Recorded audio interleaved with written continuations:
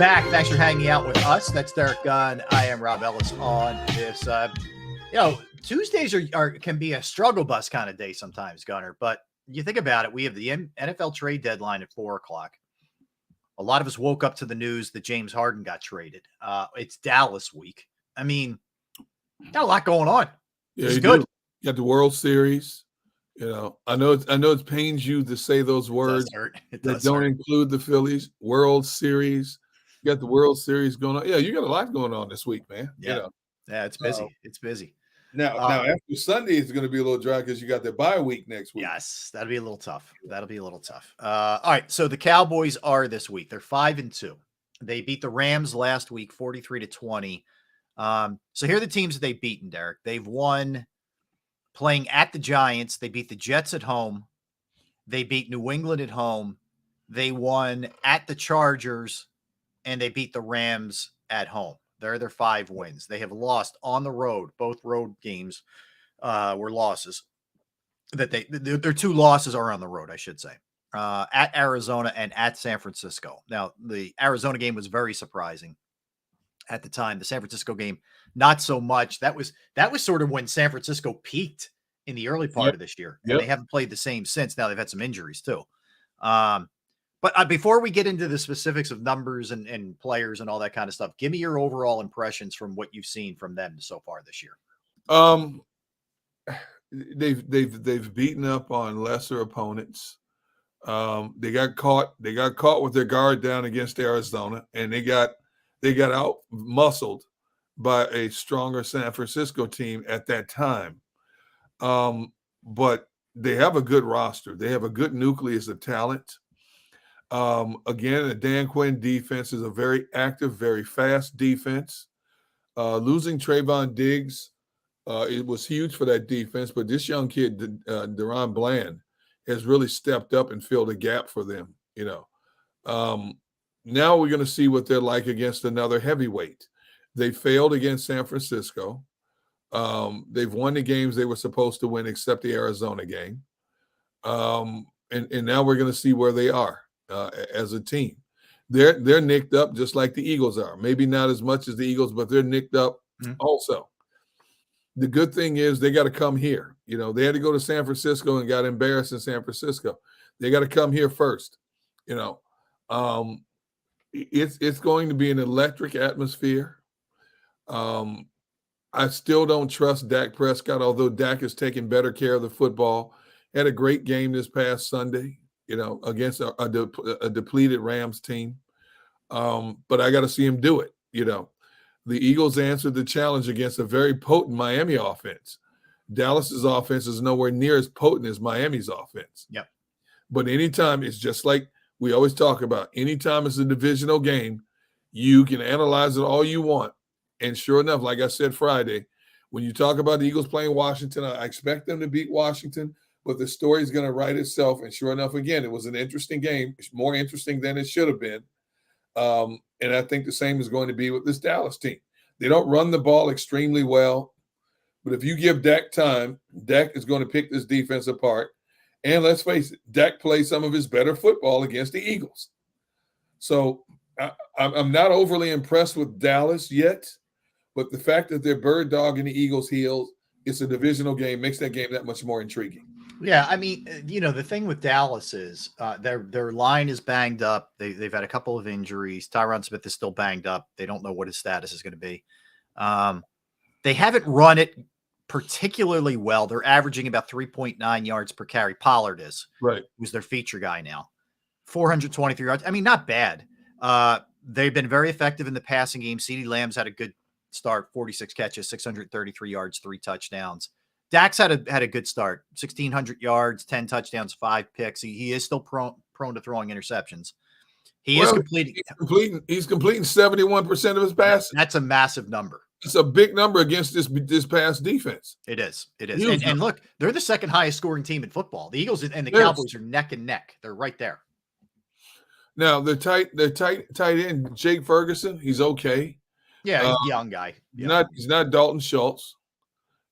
But the tight end is not a prominent fixture. Brandon Cook only has, I don't understand this. Brandon Cook only has 16 catches in 6 games. So I don't. yeah, They're getting better, but the use of him has been puzzling. Or the lack exactly. thereof. Yeah. Michael Gallup only has 20 catches.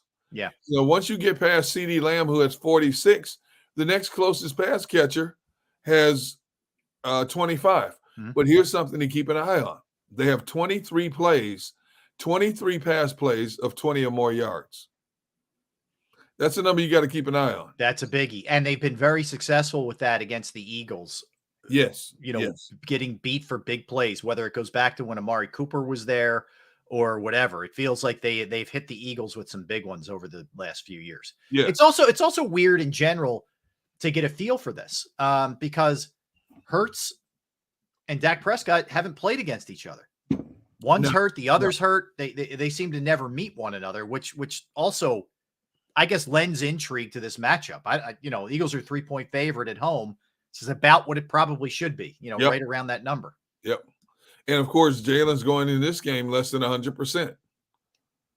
He's dealing with the knee. Yeah. But that all that said, he goes 29 of 38, completes 76%, 319 yards, 4 touchdowns, a 135 passer rating. Now, this is a different defense, than what Washington is, but he still, even with the knee injury, had a pretty damn good game. Yeah. Yeah. There's no question about it. I don't think there's many quarterbacks in the NFL that could play as effective as Jalen has played, despite the turnovers, playing on a gimpy knee like that, And I keep asking people in to know about this knee, and they keep saying, stop reading press clippings. It's a knee bruise. It's a bruise. Okay, well, it's a bruise to the point where he's limping and he's wearing a brace. Right. So it does affect him to some degree, but look at it. Look at the throws he's still making. Yeah. Maybe he's not scrambling as much. He's more of a pocket passer now, but that offensive line is giving him time in the pocket to go down the field when he wants to. And that's all you can ask at this point. Yeah. If this is something that's going to bother him for weeks, and hopefully the bye week is where he gets healthy again with this thing, if he has to function in this manner and continues to put up the big throws, the big numbers, especially when you got a guy like A.J. Brown pulling stuff out of the sky the way he does, then so be it. I'd rather have him on the field at less than 100% playing the way he's playing now than not to have him at all and have to go to who as his backup. No, the guy who celebrated his 30th birthday yesterday, Marcus Mariota. I would say this. There's 2 things. One, the good news is he's evolved enough as a passer where if he has to be a little bit of a pocket guy, he's way better equipped for that now than he was 2-3 years ago, right? For sure. But the other thing that needs to happen is they need to start supporting him with the running game. And that means staying committed to it and getting more production out of it. It hasn't been good enough the last few weeks. You don't want to keep making him one-dimensional, especially with Parsons and those guys. They will tee off on him. And if you get that running game going, you can use Dallas's defensive speed against them. Yes. Especially on delayed draw type runs, zone runs, RPO stuff. You can use that burst they have off that line of scrimmage because they do come off that ball pretty fast. And it's going to be a good test for this Eagles offensive line. You got to find a way to get back to having a more balanced attack against some of these teams. You really do, because eventually being one-dimensional is going to find a way to bite you. Yeah. The fact that they've had 3 consecutive games now where the running game has not been up to par, I'm shocked by that. I really am. Yeah, especially you think about the way they ripped through Minnesota and Tampa Bay earlier in the year. Oh my God. I mean, rolling up 200 plus yards on the ground. So it's been a real contrast from what that was earlier. Yeah. And obviously it's a matter of making adjustments to get this thing going. This might be the game where DeAndre Swift might have to get the ball 25 times in his hand in the run game. He might. Because his patience behind the line of scrimmage to wait for a hole to open is excellent. His ability to cut back against the grain is excellent. He is the perfect kind of running back you want to have against a Dallas defense. And so, we always talk about how keep him in the 15 to 18, 19 range in terms of carries. This might be that game like he did early in the season where he might have to get 25, 27 carries. Yeah, I would look, there's when you look at Dallas, there's a couple things. For the most part, the Eagles have done a pretty good job of not letting Micah Parsons go crazy on them. No, Right. no. So they've had a pretty good game plan for him. We'll see if that continues because we know he's got 6 sacks, he's got 22 tackles, 9 tackles for losses, 2 pass defense, forced fumble, partridge in a pear tree. The guy's all over the place. We know that. Right. But he's not the only one. Armstrong, here we go. I'm going to butcher this. Osa, Zuma. I was better in the freaking pre-show than I was on that one. Hey, you did great by my standard. All right, 3 sacks. Those guys each have 3 sacks. So Dallas can get after the quarterback. So defensively, they're pretty good in terms of points allowed. They're 4th. They're middling against the run. You can run on them. They're giving up almost 109 per game on the ground, which is 18th. Pretty good against the pass. It's not bad, but not great. Yeah, and pass, they're good. They're top 4. They're 4th in passing. Offensively, 2nd in scoring, 11th in rushing, 16th in passing.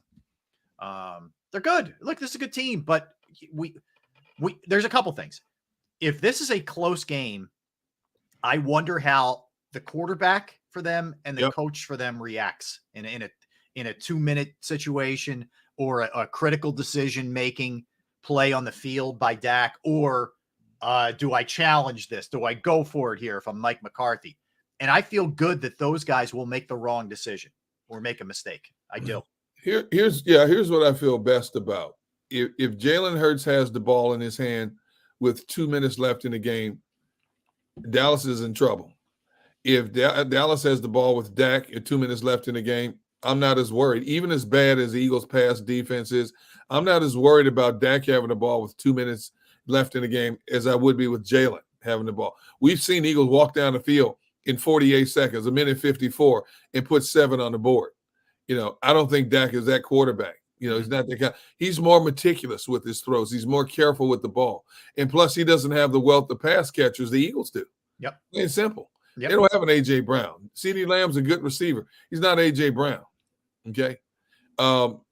Brandon Cooks is a good receiver. He's not Devontae Smith. So I like the Eagles' chances better in a close game than I do Dallas. I do too. And this is home. And look, this is where your defense, and I know they're having a tough time against the pass, but this is where your defense, in my estimation, Derek, has to start showing that they can contain Dak Prescott. Prescott's hurt them too much. Yeah. Over the years. Yeah, he has. And he's hurt them, it feels like, more than he has a lot of other teams. So start showing that. Like I said, we have kind of the unknown with these two starting quarterbacks playing against one another. It didn't happen last year. When Jalen was hurt, Minshew was in there. When Dak was hurt, Cooper Rush was in there. And the Eagles won the game without Dak, and the Cowboys won the game without Jalen, as you would expect. Well, let me ask you this real quick. Yeah. If somehow, some way, Dallas came in here and beat the Eagles in the Eagles' backyard, how much will that mess up your bye week? Oh, it will really mess up my bye week. You haven't gotten over the Phillies yet. No, I am not mentally prepared for that, Derek. I will be the first one to tell you that will not go over well. That will not go over well. Yes, for 14 days you gotta linger on that one. No, thank you. No, I'm not introducing that into my brain. I'm not allowing that to even enter. Yeah, no, that would not go over well. I think so. What? Here's the other part that would be bad. Not only, that part of it, obviously, but the fan base would lose their mind, and we will have been past the trade deadline. So it's like whatever went wrong in the game, it's like, not gonna be able to make a trade to improve that. People are gonna go crazy if that's the case. That's the tricky part about the timing of this. Like that, you have this game now heading into a bye, could either set you up beautifully, where you could float on a cloud for 2 weeks, or you're crashing and burning and kind of crawling your way along to try to get out of this thing. Mr. Taz, don't put that evil on us. Thank you. I'm not. I'm just throwing it out there for conversation. Yeah. That's all. I told you guys, I'm going to say it all week. I expect the Eagles to win this game. I really do, based on overall better personnel, even with the abundance of turnovers the Eagles have had. I expect them to win this game, but there's a possibility. As we see in the NFL, anything is a possibility. We've seen it through 7 weeks already. Yeah, Chuck's not wrong. We're not even over the Super Bowl when It's the true. Eagles are up 10 at halftime. It's true. The Eagles could be 0 for the season up to this point. If they beat Dallas, it would make their season. It would give them bragging rights. That one game against Dallas. Now, see, if they lost to Dallas, people are not going to sit here and say, well, at least we're 7-2 going to the bye. They're going to say, how in the world did we lose to Dallas? It's what you just said epitomizes the mindset of this fan base. Yeah. If they lose to Dallas, they're going to be miserable for 2 weeks. No doubt. No doubt. It will be panic. It's going to be the most panicked 7-2 start you'll ever see. Exactly. Everything's going to be wrong. It's going to be an indictment on everybody. Nick Sirianni and Howie and the players. Desai's fault. Everybody. Yeah. Brian Johnson, Desai. Everybody's going to get it, man. It's going to be across the board for sure. Exactly. But the biggest way to win this game, but be good the rest of the way with all these tough games is more than anything else. I agree that the pass defense is not good enough, but I'm telling you, the thing I guarantee you will hurt them is the turnovers. If they don't stop that and clean that up, it is going it's not a matter of if, it's a matter of when. If they keep turning the ball over like this. Don't turn the ball over to Dallas. Whatever you do, don't turn the ball over to Dallas. Yeah. Because they have a young man on the back end of the defense that knows how to find the end zone. Oh, Deron Bland. He's got 3 pick sixes already this season. Yes, he's tied for the league lead with 4, and three of them he's returned to the house. Plus, we've talked about how well the special teams has played. Do not let Kavonte Turpin get open space in the punt return game. Elliott needs to put that thing, through the goalposts when he kicks off every time. Put it in the concession stands for sure. Yep. Do not give that young man space because he is lightning fast and he has an array of moves and he can get it up the field in a hurry. Do not make a mistake in the punting game this week. Well, what's also interesting about the Eagles, even at 7-1, like what would you say their identity is? That because in the beginning of the year, the passing game wasn't necessarily great, right? They were running it pretty well. Now they're passing it well, not running it well. Defensively, I guess you could still say they're a team that really gets after the quarterback because they're ranked pretty high and they're 6th in sacks. That's certainly good. I don't know what they are exactly yet. Offensively, I would say they can score at any given moment. On defense, it's still a work in progress. Yeah. It is still very much a work in progress. It's a week-to-week defense. Yeah. They show up and played lights out against Miami. They played like they hadn't practiced all week against Washington. See, right. You don't know what defense is going to show up. See, and on top of that, you don't know who's available week to week for this team.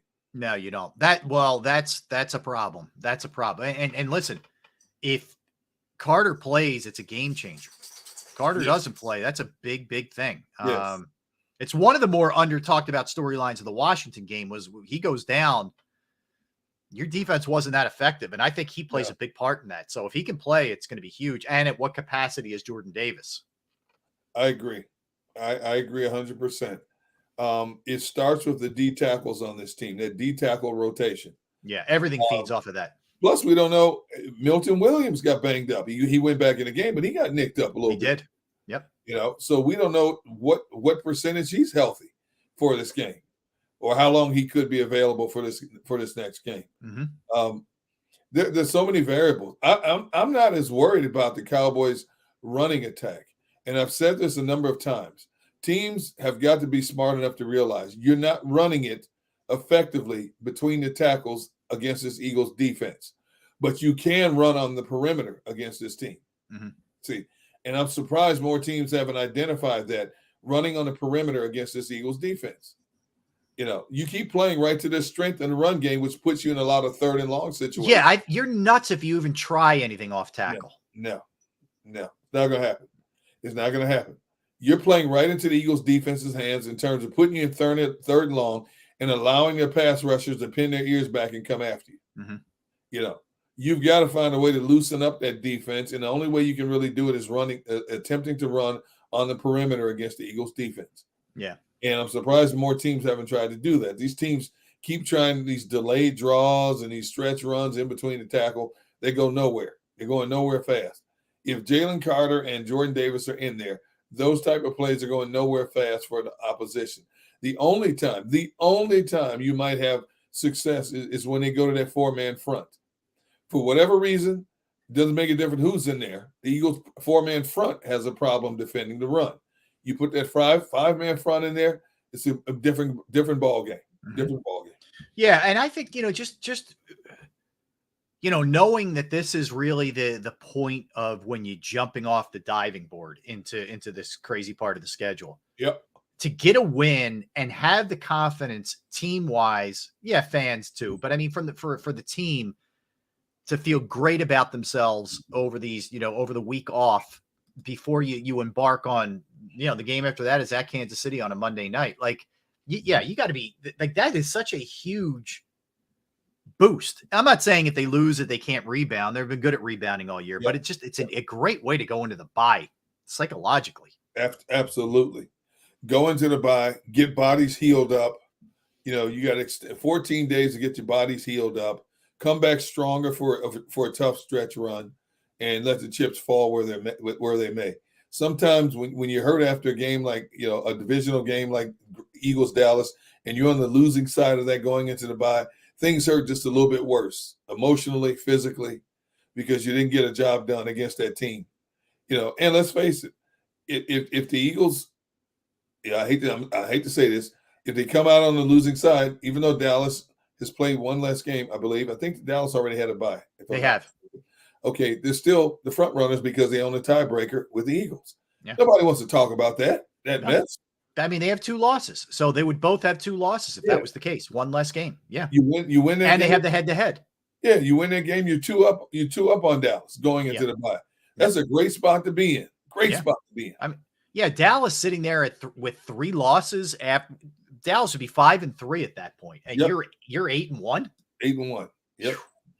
Yeah, it's a big difference. And you start looking at the NFC, if you're able to keep stacking, because now the 49ers have lost 3. You had the Lions won last night, so they're keeping pace, and they bounced back after the bad game last week. But right now it's the Lions are and Seattle, by the way, who has already had their bye also, but they're the only 2 teams with 2 losses. Everybody else has a minimum 3, including Dallas still has 2, but the other teams have a minimum 3 at this point. So you can further distance yourself going forward. Absolutely. Yeah. And we don't know how those tiebreakers stack up against the likes of Detroit and teams like that. So you want to make sure you've put yourself in the best position possible to control your own destiny and not have to rely on help somewhere else down the road. Yeah, no question. All right. Full-blown NFL segment coming up at 1:00, where we'll get into a bunch of different things, including last night's game. And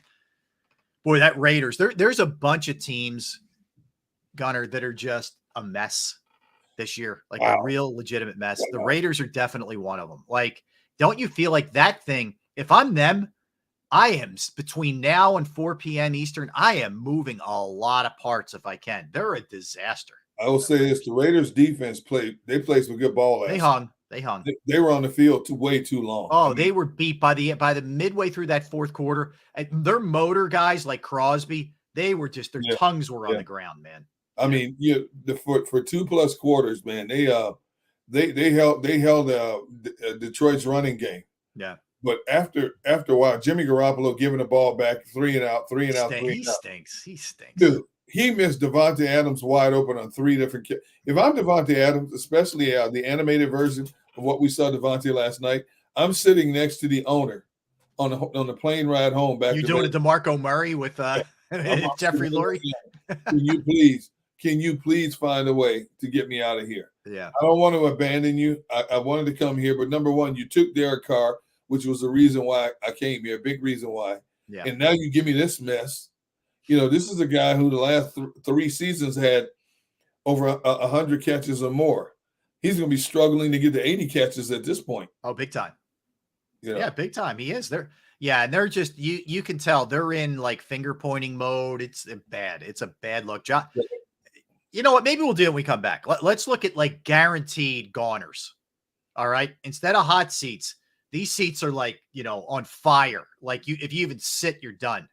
So let's hit that when we come back. We're going to do some Halloween stuff, scariest Philadelphia and national athletes as well. We'll do all that when we get back. Don't go anywhere. That's Derek Gunn. I'm Rob Ellis. We are Sports Take, JAKIB Sports YouTube Network. I want to tell you right now about the great folks at Pro Action Restoration. Yes, if you have a home, a business, and you have gone through the inconvenience of water, fire, smoke, or mold damage to your property, you know how challenging that can be. And you're also not really sure where to turn to. Well, I'm telling you who you turn to. It's Pro Action Restoration. They're on call 24 hours, 7 days a week to assist. I reached out to them on a Saturday, and they got right out to my parents' house, and they assisted them.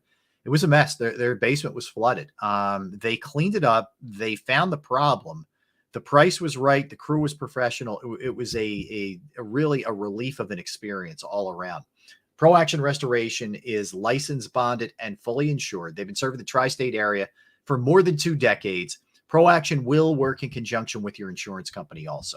So if it's water, fire, smoke damage, mold remediation, or something else, they can handle it. Give them a call, 610-623-3760, 610-623-3760, or online at proactionrestoration.com. That's proactionrestoration.com.